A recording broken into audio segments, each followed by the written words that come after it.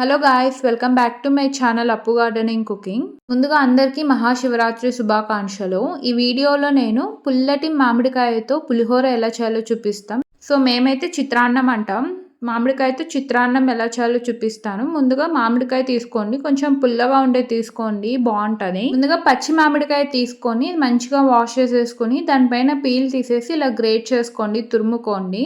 ఇప్పుడు ఒక ప్యాన్ పెట్టుకొని ఇందులో 3 స్పూన్స్ ఆయిల్ యాడ్ చేసుకోండి. ఆయిల్ బాగా హీట్ అయ్యాక ఇందులో మీకు ఇష్టమైనన్ని పల్లీలు యాడ్ చేసుకోండి. ఆ మంచిగా కొంచెం గోల్డెన్ బ్రౌన్ వచ్చే వరకు రోస్ట్ చేసుకోవాలి. ఇందులోకి మీకు ఇష్టమైతే జీడిపప్పు కూడా యాడ్ చేసుకోవచ్చు. ఇలా పల్లీలు అనేది కొంచెం కలర్ చేంజ్ అయ్యాక ఈ పక్కన తీసేసుకోండి.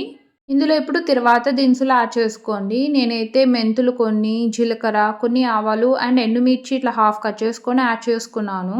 ఇవి మంచిగా రోస్ట్ అయ్యాక ఇందులో పచ్చిమిర్చి యాడ్ చేసుకోండి. ఇవి మీ స్పైస్ లెవెల్ బట్టి తీసుకోండి. నేను తీసుకున్న మామిడికాయ చాలా పుల్లగా ఉంది, సో నేను కొంచెం ఎక్కువ యాడ్ చేసుకున్నా పచ్చిమిర్చి. ఇందులోనే కొంచెం కరివేపాకు, చిటికెడు ఇంగువ యాడ్ చేసుకొని మంచిగా అవి రోస్ట్ అయ్యే వరకు రోస్ట్ చేసుకోండి. చిల్లీస్ ఇవి మంచిగా రోస్ట్ అయితే మనం తినేటప్పుడు అది చాలా బాగుంటాయి ఈ చిల్లీస్. సో చిల్లీస్ ఇలా మంచిగా రోస్ట్ అవుతాయి, కొంచెం కలర్ చేంజ్ అవుతాయి. ఇలా మంచిగా రోస్ట్ అయ్యాక ఇందులో మనం తురుముకున్న మామిడికాయని యాడ్ చేసుకోండి. సో ఇక్కడైతే నేను ఒక మామిడికాయ తీసుకున్నాను. ఒక మామిడికాయని మంచిగా తురుముకున్నాను. ఇదైతే చాలా పుల్లగా ఉంది కాయ. నేను తీసుకున్న మామిడికాయ అయితే పికిల్స్ పెడతాం కదా, ఆ మామిడికాయ చాలా పుల్లగా ఉంటుంది అండ్ పులిహోరకి చాలా టేస్టీగా ఉంటుంది.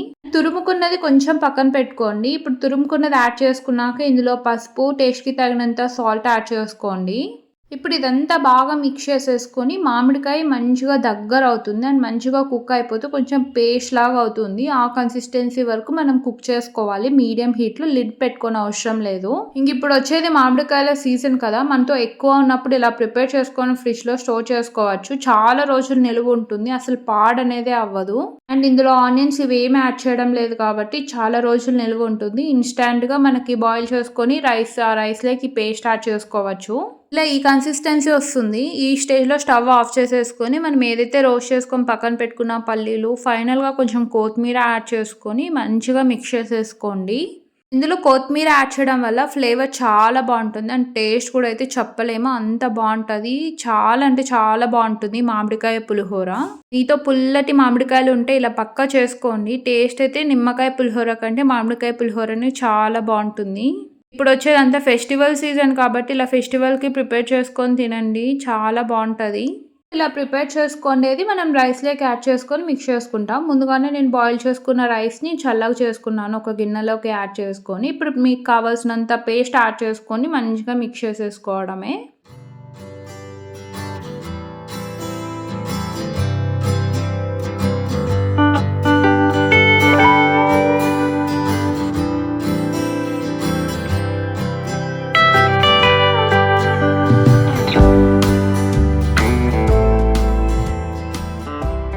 బాయిల్ చేసుకున్న రైస్లో ఈ పేస్ట్ యాడ్ చేసుకున్నాక మనం తురుముకున్న మామిడికాయ కొంచెం పక్కన పెట్టుకున్నాం కదా, అది యాడ్ చేసుకోండి. మనం తినేటప్పుడు ఆ పచ్చిది తగిలితే చాలా టేస్టీగా ఉంటుంది. సో ఇప్పుడు ఇదంతా యాడ్ చేసేసుకున్నాక మంచిగా మిక్స్ చేసేసుకుంటే రెడీ అయిపోతుంది. పుల్లగా కమ్మగా టేస్టీగా ఉండే మామిడికాయ పులిహోర అంటే చిత్రాన్నం రెడీ. చాలా బాగుంటుంది. ఈ ప్రాసెస్ ట్రై చేయకుంటే చేయండి, చాలా బాగుంటుంది అండ్ చాలా క్విక్గా చేసేసుకోవచ్చు. పెద్ద ప్రాసెస్ కూడా కాదు అండ్ ఎక్కువ రోజులు నిలవ ఉంటుంది ఈ పేస్ట్.